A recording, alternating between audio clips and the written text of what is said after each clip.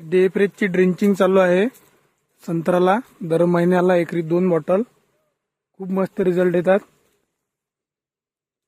Size पण मस्त आहे संत्र्याला चकाकी पण येत आहे. झाडं पण हिरवेगार आहेत. दर महिन्याला एकरी 2 बॉटल. त्यासोबत 19 2 किलो.